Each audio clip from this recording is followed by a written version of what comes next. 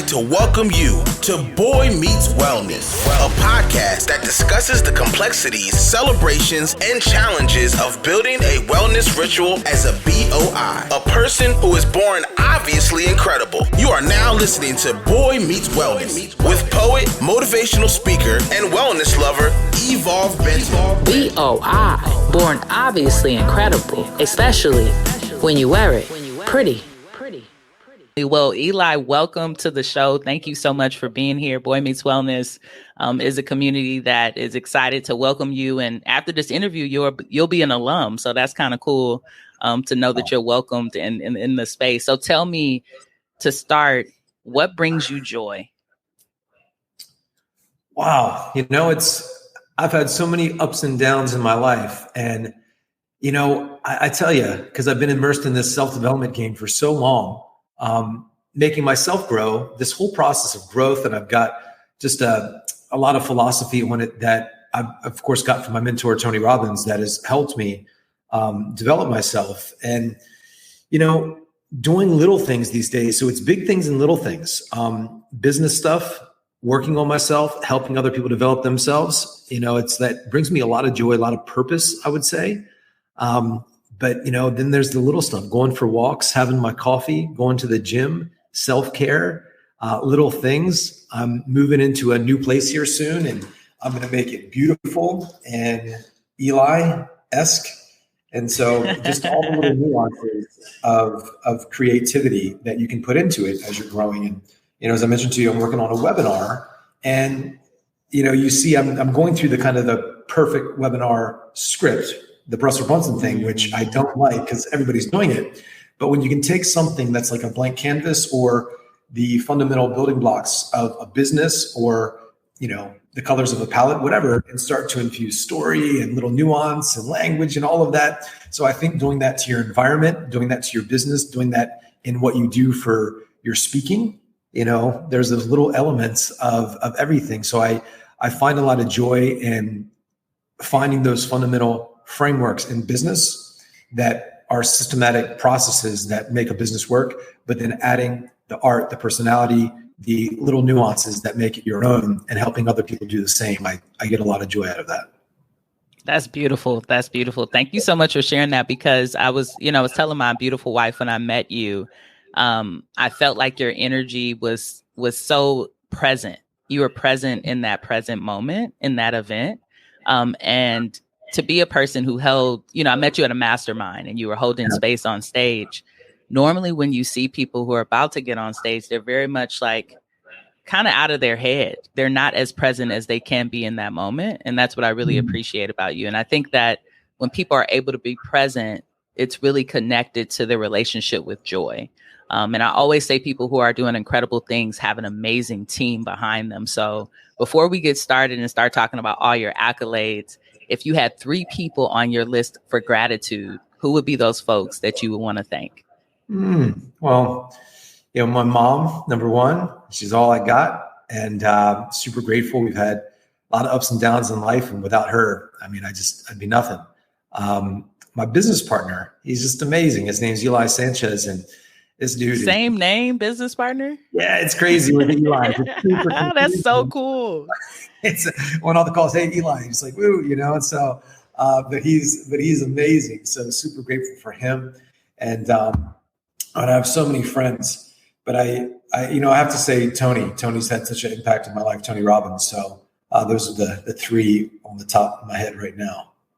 Yes. And let's talk a little bit about this relationship with Tony, right? I think that folks are going to be really excited about that. People feel like they have you in the space. They almost have him in the space. So tell me, how did you run into Tony? How did you all start to build your relationship with one another? Well, I went to, it's interesting. I moved to LA. I got a job in sales. I sucked, and everything in my life sucked. I had some big opportunities and I just messed them up. And I was reading all these principle-based books on, Think and Grow Rich, Take Action, mindset books. And it was all, good stuff.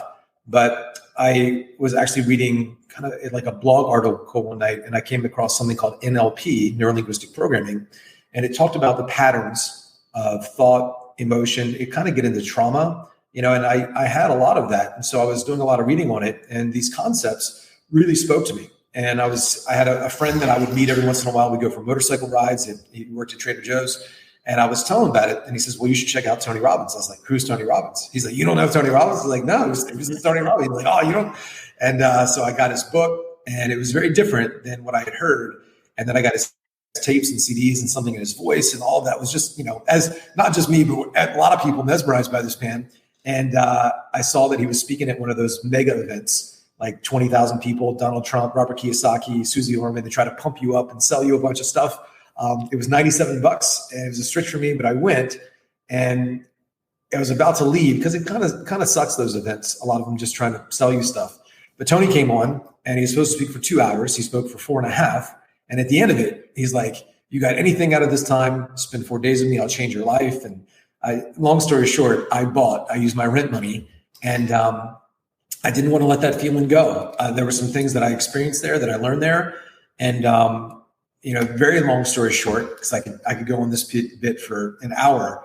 I made some real big decisions there just for my life. And he said some things that really spoke to me. So after the event, I called his company about 200 times in the period of about 2 weeks. Figured they're going to lock me up or give me a job, but I was willing to do anything. And they put me in sales, and I had a bit of an acting background. So they gave me a script to do like a presentation, like a speech, but the speech wasn't about being a speech maker. You had to actually sell. And they put you in an environment when you go to the office to perform this speech that is designed to sell. And I did really well. And they put me in a sales role, and I worked really hard. And after the first 6 months, I was the bottom man on the totem pole. Everybody knew I was talented and I worked really hard. But when you start a job in sales, it's like you get the worst meetings, the worst leads. A lot of things happened that were super unfair, and other people knew it. But I worked really hard, and I was all about it. And fortunately, this was really a blessing for me. After about a year in the company, Tony's son wanted to be a speaker, wanted to work for Tony, for his father. And Tony said to his son, he's like, well, you need to find whoever is the best, and you need to live with them. And so Scott Humphrey, who's Tony's brother-in-law, and Jarek, they did ride-alongs with all the speakers who were doing these presentations. And they were like, this one dude is like really, really all about it. And my heart was in it. Like, it wasn't just about making sales for me. I really believed in the mission. And so I worked hard, and I was all about it. And so they end up living with me, and after a year, I'm living with Tony's son and brother-in-law, Scott Humphrey and Jarek. And I had all these questions for Tony, of course. So I'd be like, hey, can you ask your dad this? And they're, kind of letting me know. And Tony communicates with these voice notes, and sometimes they're long, but it'd be these profound answers. You would ask something about, I had this objection, or I dealt with this. And these answers about me, about energy, about communication, about what's really happening in the dynamic of this presentation or this sales situation, understanding what drives people. And it was always really profound. And I ended up, after about 3 years with the company, I had done really well, but I was back in Los Angeles. So I decided to give acting a go again. And I had never met Tony after 3 years of working in the company. And wow. So you had never met him in person? No, never talked to him, never anything. And I leave the company, and I get into acting, and I do well, but I get really sick. And Scott Humphrey, Tony's brother-in-law, calls me one day, and he's big time in the company now. And he was asking about going back, but I was really sick. I'd had like a year to live type sick. I burnt out my adrenals, got a parasite, all these things happened. And I had connected with Tony's wife. So I had met Tony's wife a lot, and she liked me a lot, and we had a good relationship there. And so before I know it, they're kind of like coaching me a bit. And they sent me to a Date with Destiny, Tony's big event. And it was really great, but I was really burnt out. And so we talked about having me come back to the company. And I had developed Epstein-Barr. So after I went to that Date with Destiny in December, I spent the next about 3 months in bed, 2.5 months in bed. And then Tony did this presentation, and I'd still never talked to the guy, but he did a presentation for all the salespeople, all the coaches, all the people of influence in the company. And he did an influence boot camp. And a lot happened there that was not expected. Some people got fired. Tony has very high standards. And wow. we had, Tony and I ended up having an interaction where he kind of did an intervention with me. And at the end of it, he has me stand up. I was always already standing.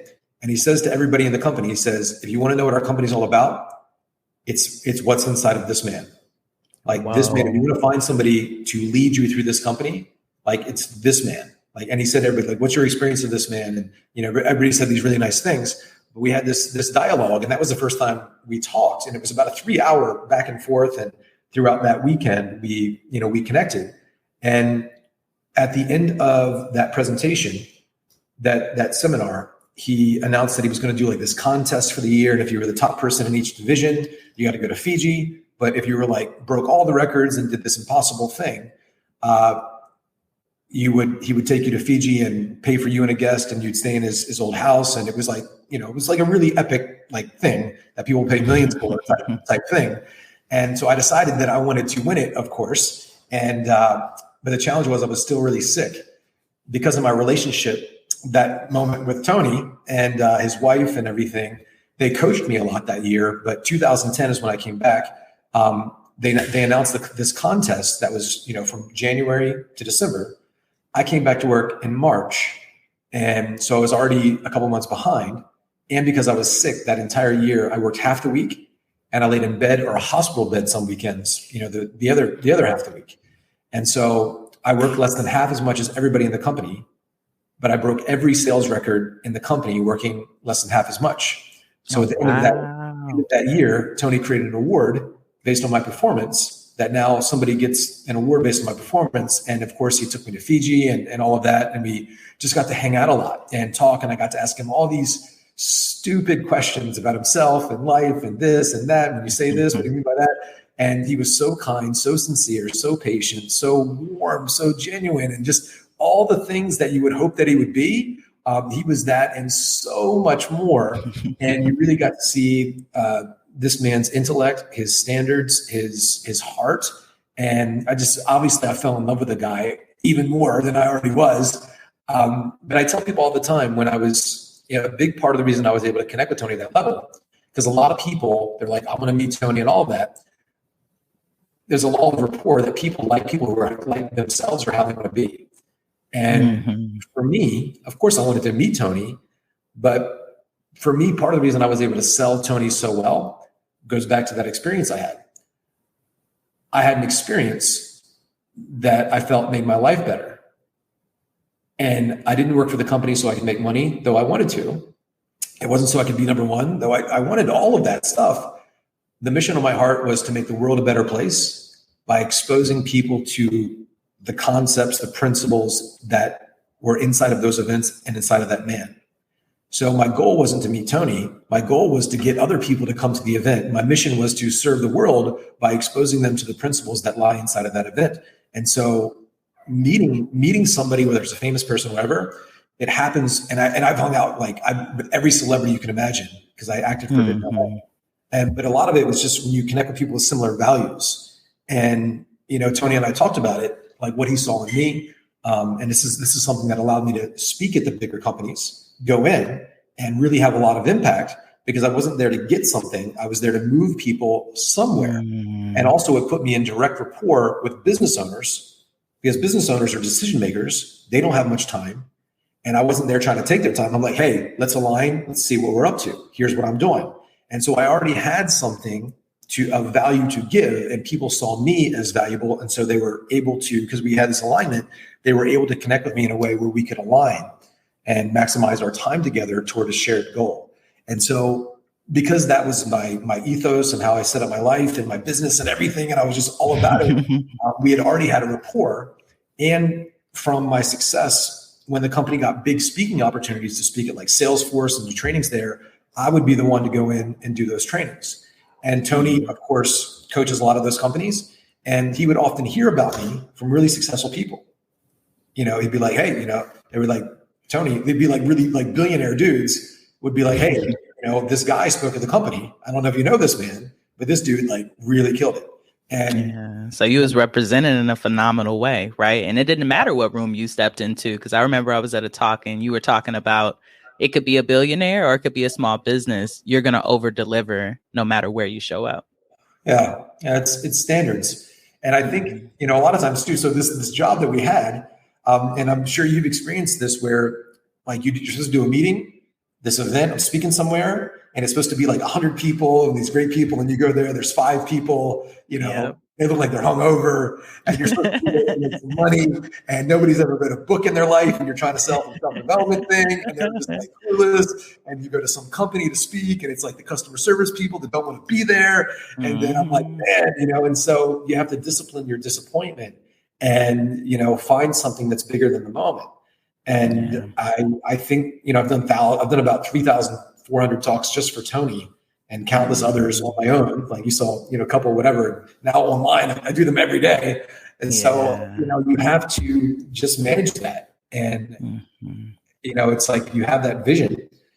It might not happen in the moment, but this is going to get you closer to that. And it's just part of the process. Accepting what is, not being in resistance to what is, just creates more junk in your life. And so it's why that vision for you of what your life, your business to look like has got to be so real. And there's a bit of a process that I go through before all of my talks, and it's just automatic now. That really helps me align with that vision and take somebody someplace. Definitely super powerful. So let's go back a little bit, because you talk about you was like on your deathbed and you pretty much broke records in a company that now everyone cherishes. I mean, I don't know anyone who I meet who doesn't know who Tony Robbins is, his mission, whether it's on the financial side, right? Whether it's on the more motivational leadership side.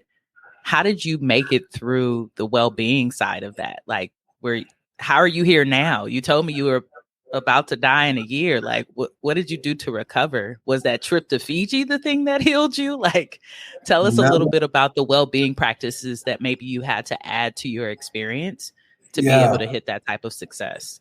I worked for Tony. I did well. And then I got back into acting.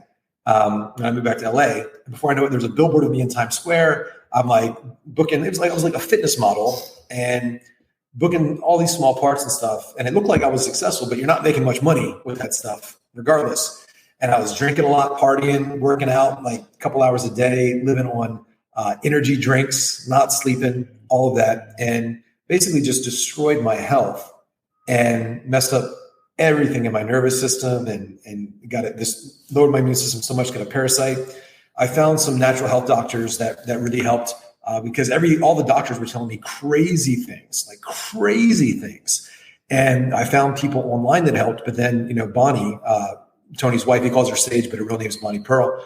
And she helped me out a lot too, gave me some real advice. But, specifically, I was burning myself out, doing a lot. And it became an opportunity to create some disciplines in my life. And I sit a lot with this concept that everything's energy, and there's energy in a human being. There's low vibe energy, shame, guilt, apathy, fear, anger, despair. And there's like courage, neutrality, joy, peace. But I was like, when you're burnt out, a lot of times people, even if they're mean or if they're angry, they're just tired. They're exhausted. And for me, my energy was really low. And I think when you're around certain people or environments, they're energy rich. And Tony, to me, is an energy rich environment. And so I didn't just want to be around him because I'm not going to, we don't drink beers on the weekend and hang out and, we don't talk every day or anything like that. But I thought to myself, what are the principles he lives by that energize him? And a lot of that he speaks about is just discipline. And for me, wasting my energy, dating a lot, all these things that I was doing, I was just spewing energy everywhere and it was depleting me. And I really sat with that a lot. In the time that I was sick, laying in bed, I only had so much energy to give. And so there were people in my life that drained my energy. There were foods in my life that drained my energy. And I really just looked at everything in my life like this is either energizing me towards a purpose, which I'm here on this planet for, or it's taking away from my energy, from my purpose, from my life. And so I became just really strict in everything. And I had such minimal energy. And so I'm going to take all my energy like a laser beam and put it into this one thing. And that thing for me became my mission. And I think for everybody, it needs to be their mission, at least for a time. And when you put everything into your mission or your business, you put all your energy into something. And if that becomes real for you, the days that you feel down, it's like almost this tantric relationship that you have. You put energy into something, and the days you're down, the vision and the mission that you have puts energy back into you. And it's what pulls you out of bed. And I said, if I'm going to be in good relationship with my mission, with my purpose, I got to give, and it's going to give to me. And now that mission is given to me financially. It gives to me emotionally. It gives to me the fact that I get to be here with you and connect with really amazing people, other entrepreneurs. And so I just started to nurture and care for my vision and my mission and my purpose. And in order to show that you care for any relationship, whether it's your mission or your wife or anybody in your life, it takes time, energy, and attention. You got to put time, energy, and attention into something. And so I just started to clean up my life a lot, and I only had so much energy to give. And also for me, I had been laying in bed for months, kind of just laying around, and it's really depressing. Yeah. And a lot of times too, you need something to get you out of bed. You need like a vision, something to pull you. And my work became that. Like the fact that I'm a people person. I'm an introvert, but I'm also a people person, and I like getting to connect with these people. Because when we were on the road with Tony, we'd be in a city for like 3 months and do these seminars, these little seminars every day, and we'd be in the city for about 3 months, and then we go into the next city. But you're kind of alone, like you're in a city by yourself. So I remember I was in Miami for a bit, actually, and that's where I live now. And right towards the end of 2010, I was in Miami, and there was somebody in Tampa, there was somebody in Orlando, because he would do one event in Florida, somebody in Fort Lauderdale. So you kind of have your own city. Miami was my city, and so you're on your own. And all of my sense of connection with humans was through my work and getting to speak to these people who didn't want to talk to me. So my job was I would go to companies, small companies, and I would sell salespeople who didn't want to be sold. And they knew you were there to sell them. Yeah, and they didn't want to go to. And so I was just seen as a salesperson, but I was like, these mofos are going to be my friend. I'm getting to talk to in person, because after this, I'm going to sleep tonight. So by the end of this, I am like forcing you to be my friend, and you are going to be my client, and we're going to change your life. And you might not like it now, but you are going to. And so we always say when two people meet, the person that's more certain will influence the other person. Mm-hmm. That belief that's inside of them, that they're not going to like this, they're not going to go, they're not going to buy. I was like, that's fine. And they might even have this belief that I don't need to hear what you have to say.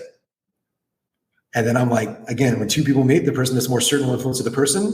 They give me that physiology, like, I don't need to hear what you have to say. And I think to myself, wow, this person really needs to hear what I have to say. Let me speak to you actually one-on-one.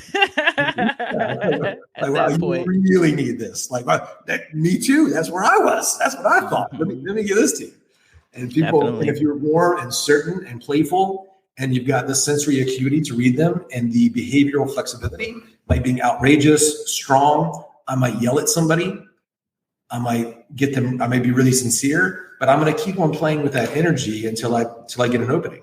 And some people need you to be a little bit strong with them. Some people need you to open up. And so there's these connections of energy that we can use to shift people and shift a room and shift a world. And shift the stage, right? So let's talk a little bit about that. Like, you are an amazing speaker, number one. So I want to give kudos to that. And I was recently talking to a client, Eli, and they were telling me, they had upgraded to work with me a little bit longer. And they were saying, what I appreciate about you and your sales process, Evolve, is that you always remind me of how important it is to invest in myself. Right. And they said that because I see you investing in yourself, but also the way that we have this conversation, it doesn't feel like you're forcing me to do anything. It feels like you're asking me to have integrity for myself on a deeper level. And I feel like I gained a lot of that from seeing you speak on stage, this sense of calmness, the sense of integrity and the sense of getting buy-in from the audience. And what I was telling that client is, I've been selling for so long and I did not realize it. I come from the background of doing diversity, equity, inclusion work. So while you were going into organizations to sell, right, I was going into organizations to sell values, to shift culture, to tell people who have been homophobic their whole life, like this actually is an experience that we can shift, right? And we can create more space. So it's still that act of getting that buy-in and getting that compassion and really understanding the psychological mind of people. Yeah. Tell me for yourself, right? And this is a question I've been wanting to ask. What do you feel like really supports a person in being able to get on a stage with certainty, right? Like, is it that pre-walk or pre-run that you do? Is it practice? Like, what is the key of that certainty? Because I feel like we're all in sales, no matter if you're a motivational speaker, no matter if you're trying to sell $1 million product, we're all there to get buy-in from our audience. Yeah. And I want to bring up something brilliant that you're doing, whether you're aware of it or not. Like you said, whether it's, we could say handling objections or enrolling somebody. I say when it comes to this dynamic of communication, there's two ways we can live our life: outside in or inside out. And so when people even think about selling a person or selling an audience, they have objections. And so they want to handle the objections. An objection, like an object, is something outside of you. It's not part of you.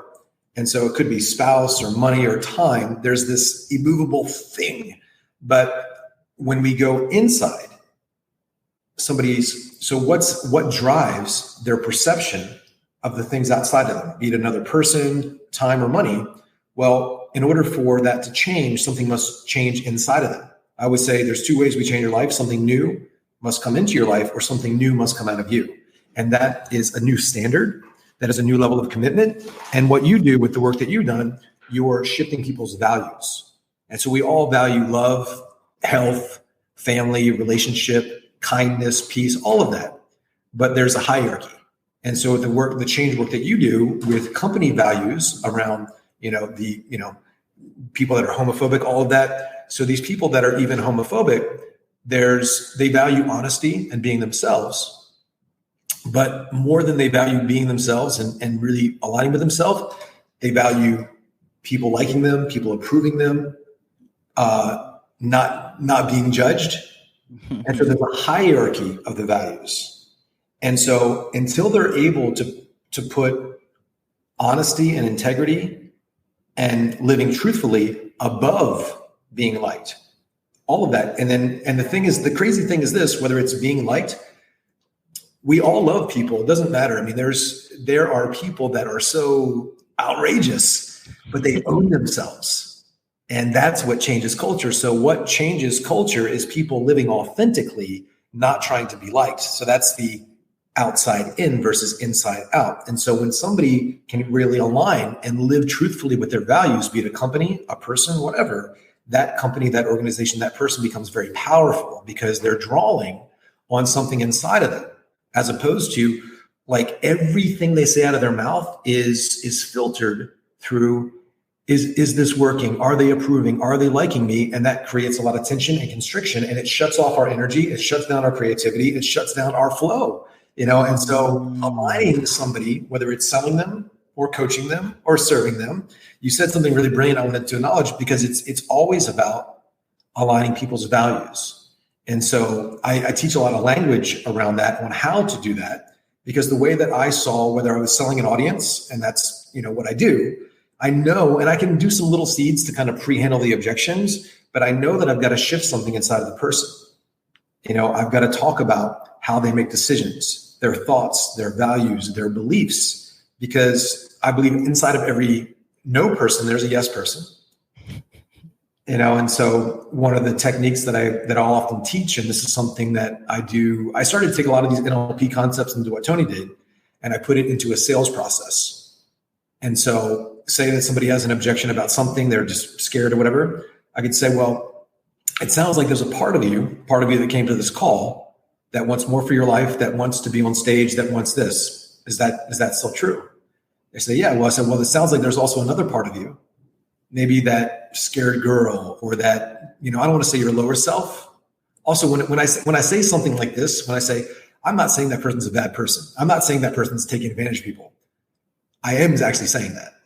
Mm-hmm. I'm not, because I'm putting the thought there. I'm not saying this person's out there killing people or, they're out there cheating on their taxes. I'm not saying any of that, but I am saying it. So I'm putting the thought there.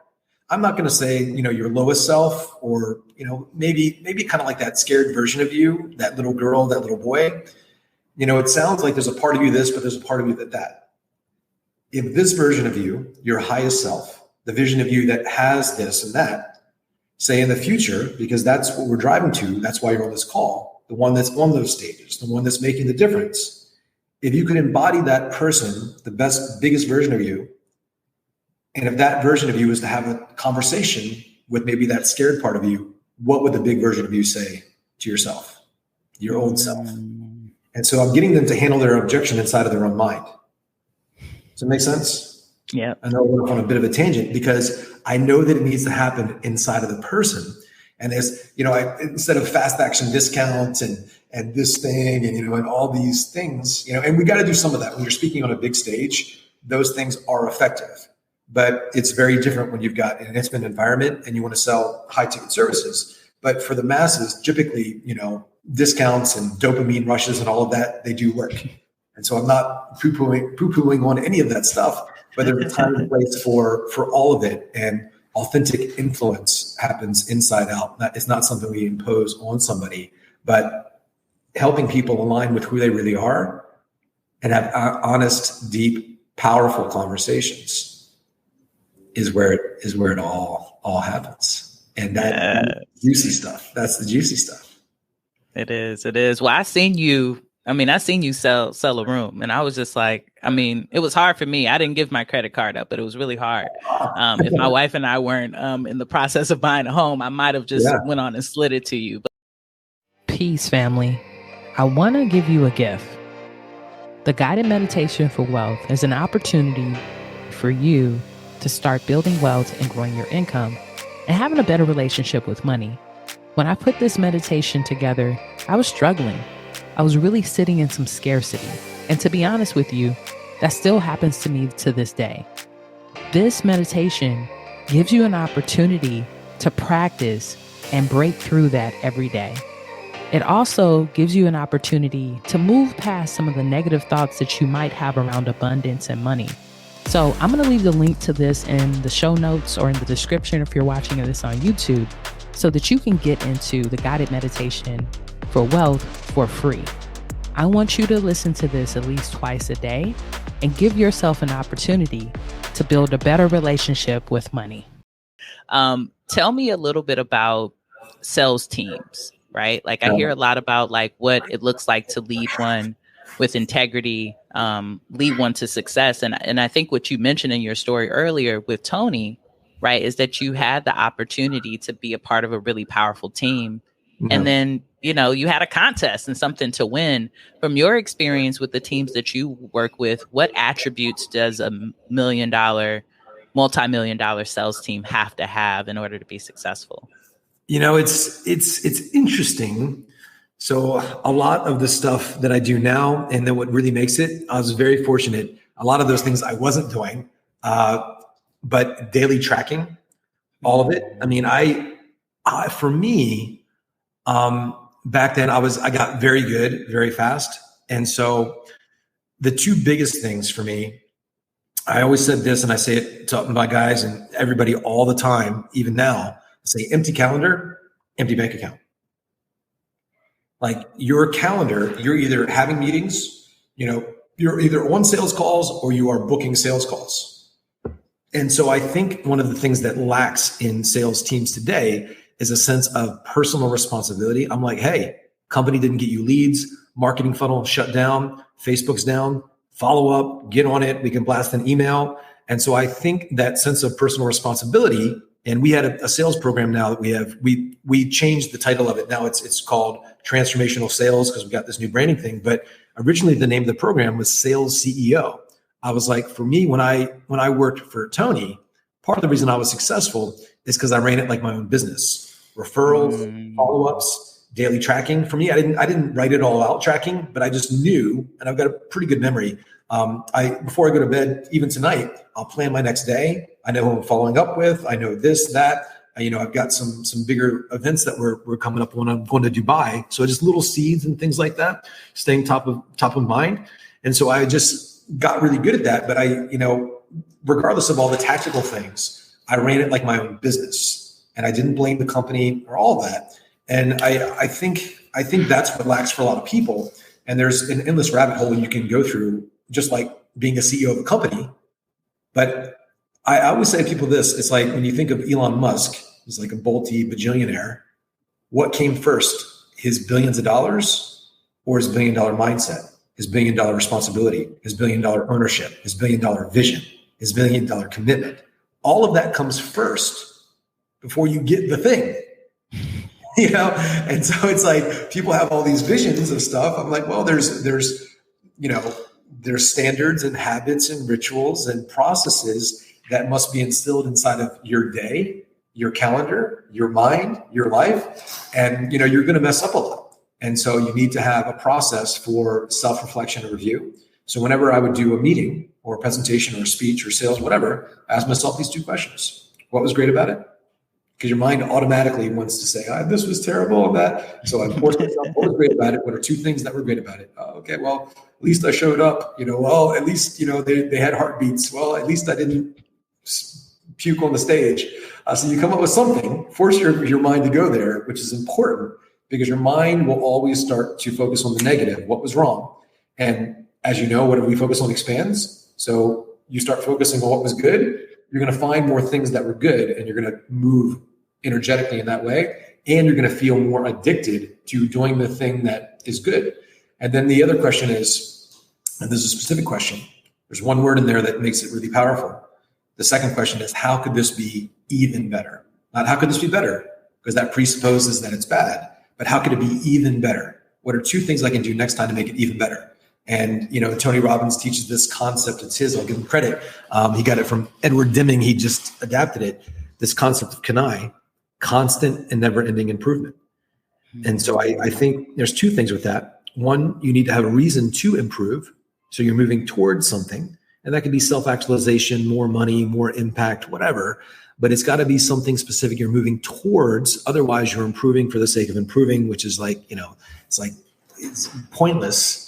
And so there's got to be something attached to it. Like, what am I moving towards? What is this constant, never ending vision movement towards? And so I think having a plan for the next day, keeping your data, understanding whether it's sales, it's like there's follow-up, there's referrals. There's a lot that happens outside of the phone call. And so I even know salespeople on the phone now, they're not the best on the phone, but they're great at follow-up. And they have great numbers. And I know people that are terrible at follow-up, but they kill it on the phone. And so, like one time. So everybody's going to find their thing. And for me also, when I was selling, I got really busy because I had more enrollments than everybody else. So there was like follow-up and, and people and trying to get people to bring other people and sell them. So I hired somebody. I was a W-2 employee, but I hired an assistant to do all my paperwork and everything so I could work more. And nobody else was doing that. I did the math. I was like, if I can take these hours off my plate at night, I can put it into work. And so I ran it like a business. I was like, this is my business. And I considered myself, I was a W-2 employee, but it was like, I have essentially my own company selling Tony Robbins events, promoting this man. And so I treated it like that. And that identity also put me in alignment, like I said, with business owners. Exactly. I was talking to business owners to get in their business, and I wasn't some guy trying to go in like a salesperson and do my pitch. I own this business. And so because my mindset, just like the Elon Musk thing, I didn't actually have a business. Now I do. But I say, what came first, the billions or the $1 million mindset? For me, as far as being the owner of my business, I wasn't the owner of a business, but my mindset was there. And now I got my own business. Exactly. So, yeah. You already living it before it happened. So tell us about your business, right? You said it was called CEO Sales. Now it's transformational sales. Like, what do you do? What's your mission? Wild influence is the thing. And, we've changed the kind of the name of the course a bit. So it was Sales CEO. Now it's the Transformational Sales System. It's a working title, but we got some really cool things that we're up to, and people are always mind blown because it's more than just scripts. It's developing the person. For me, and I even mentioned this at the very beginning, my real name is Eli Wilde. Eli Wilde. And teachers and stuff, people kind of made fun of me because I was kind of hiding. And I always liked Oscar Wilde. You know Oscar Wilde, the writer? Yep. Here's this dude, like when it was super duper not cool to be gay. Yep. This dude was flamboyantly gay, like in your face gay. And he's like out there, and the stuff that he would write. And it was so beautiful and so profound. And this whole concept, I love the name Wild, but this whole concept of being wildly influential, wildly authentic, wildly yourself. Just that was where, the company vision came from, to be wildly, authentically influential by being yourself, not following some script. And, when I worked for Tony, we had a script and all of that. But I tell people now, scripts don't sell people. Powerful people sell people. There's got to be something in you. Say that again. We need to cue that up as a quote right there. There you go. and so I was just like, and I saw Tony a bunch of times. He says pretty much the same thing at every event, but he says it very well. And he communicates it masterfully. There's the voice and the connection and the physiology and all the things, but he has really thought through that. And more the words and the stories and all of that are tools to get to what's real. And so the whole vision of the company is using influence, sales, all of that to get to what's real for you, for others. And I believe sales, it's like a spiritual process because, you're having somebody and money's on the line. So there's all that nonsense of like fear and self-worth of the salesperson, fear and self-worth of this person, because they're stuck. They raise their hand. They have a problem. There's something they want, but they got, but there's all this. And so how do we use language to connect to that part of the person, that yes part? And it's not yes to me, it's yes to themselves, to get them to be enrolled, not sold, but enrolled in a vision of something they actually want. And so the process came from there. And, I tell people all the time, like when I saw Tony Robbins speak at this event, I used my rent money to sign up for his event. I don't recommend that for everybody, but he talked about burning the boats. He's like, you want to take the freaking island? You burn the boats. And I was like, I am burning the boats. I'm all in on this thing. And he said some things that really spoke to me, and I was just like, I'm all in with this. And I just loved how it felt to be all in. And I want that for other people. I'm like, it doesn't have to be this thing. It doesn't have to be my thing. It doesn't have to be anything. But I want you to be all in on something. And if you're never going to go all in on something, like you're going to have a shitty life. Like how good does it feel to go all in on something, to bet on yourself? And I was just like, and so I'll just be real with people. And that's what, for me, I was like, I want that for you. But, you have to want that for you. And if you don't want that for you, like, I can tell you what your life's going to be like. There are billionaires that have killed themselves, like the money, whatever it is. But if you're blaming this or that, it's like the reason you don't have the money or whatever you want, the relationship, is because that thing inside of you, you're not willing to go there. And it's like, we can have that conversation right now. Or, you can do something else.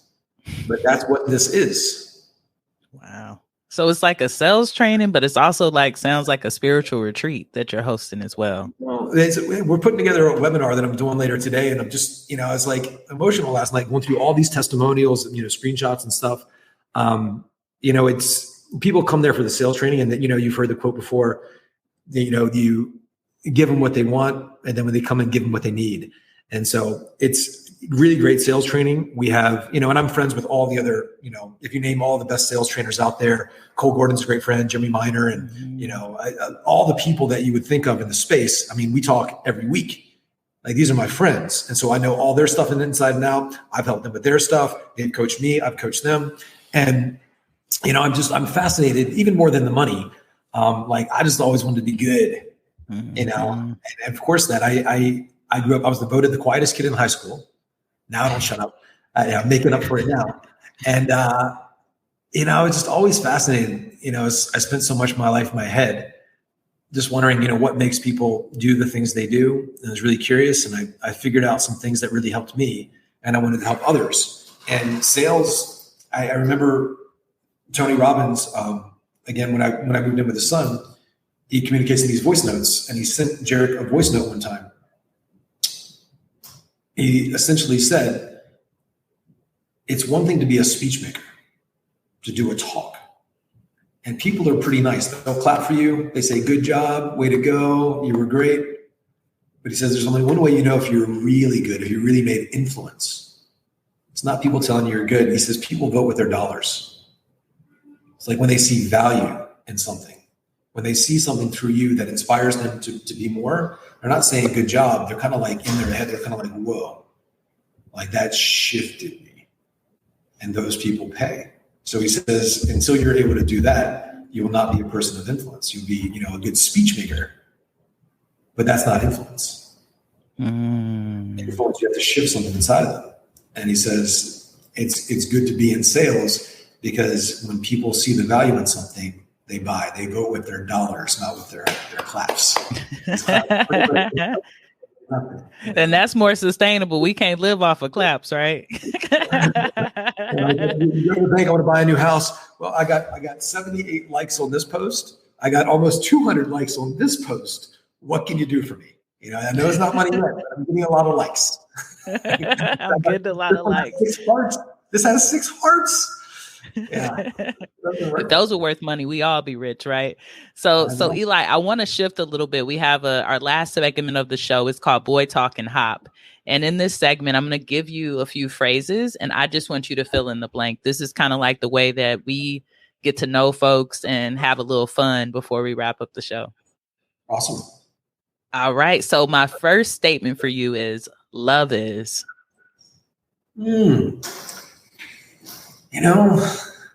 I think there's just this feeling in your heart where you feel connected to something that just juices you. It could be a person, it could be anything. And I've thought about this concept a lot.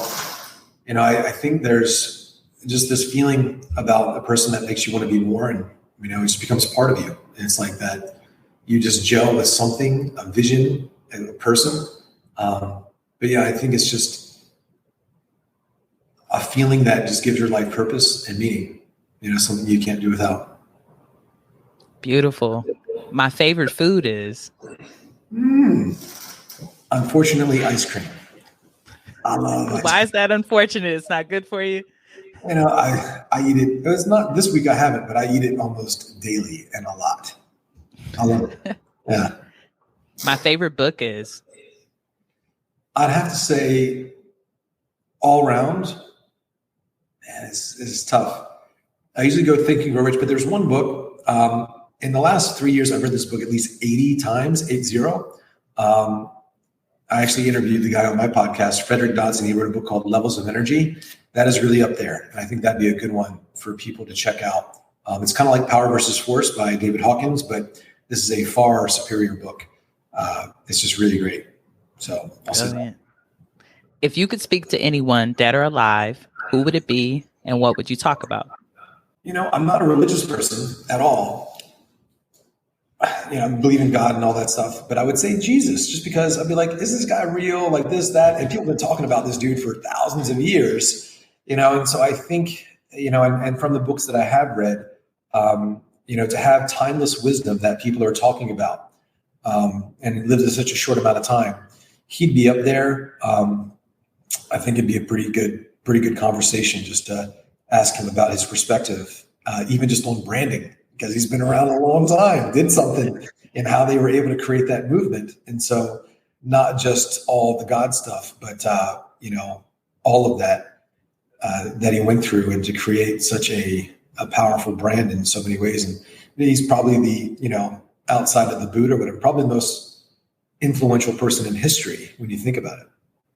Pretty powerful. I could see you definitely having a really cool interview with Jesus. I would totally watch that. Money is? It's energy. Yeah.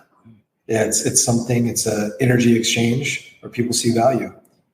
That's it. And so it doesn't have a personality. it's just a thing, it's just a thing people give to, to exchange value. That's it. Yeah. Beautiful. And last but never least, Eli Wilde is. Just a dude wants to make a difference, live a good life. And, I think so much of my life came from insecurity, where I was just a massive people pleaser. And over the years, I've realized it's not about pleasing myself, but it's about being of value. And sometimes to be of value to myself or anybody, I might say some things, do some things that do not please people at all. And so my targets have changed. And so I see myself as a person that adds value, but isn't here to necessarily please. And that's what juices me. Beautiful, beautiful. Thank you so much for being here. We appreciate you, family. Tell folks, how can they get connected with your work? What are you up to next? How can we elevate your excellence? I teach sales, and we've got like a cool sales framework, and I got like a little ebook that has my favorite questions and stuff in it. And that's just at Wilde Influence, WILDE influence.com/go. And they can get some cool trainings and stuff like that. And we send them some stuff. I think we've got, with zero marketing, maybe 8,000 people the last couple of years on my email list. And I think I've emailed them like twice. So you're not going to get blown up. You'll get the free thing. And you pretty much have to chase me down if you want to get anything else. Yes, you do. Okay. Well, thank you so much, Eli. And we'll be sure to put that in the show notes as well, so you all can just look at that. If you're watching on YouTube, feel free to look in the description. If you're on Apple Podcasts or any of those other spaces, just feel free to look into the show notes. Eli, thank you so much for being here. We really appreciate you. This is Eli Wilde, and I was born, obviously, incredible. Thanks for listening to Boy Meets Wellness. Stay connected on and off the show by following us online at Boy Meets Wellness. That's boy with an I. Until next time, go be incredible.